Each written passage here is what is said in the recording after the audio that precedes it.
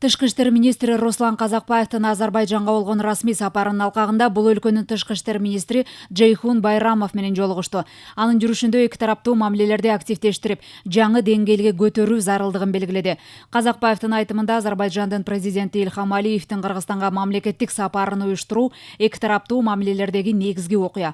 Ошондой эле ал президент Садыр Жапаров мамлекеттер аралык кызматташууга жаңы маани берген эки демилге менен чыккандыгын маалымдады.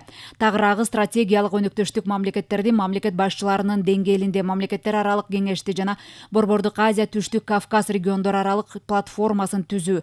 Мындан сырткары тараптар биргелешкен инвестициялык фонд түзүү, түз авиа каттамдарды жандандыруу, маданий гуманитардык кызматташтык, анын ичинде студенттер менен мамиле алмашуу маселелери талкууланды.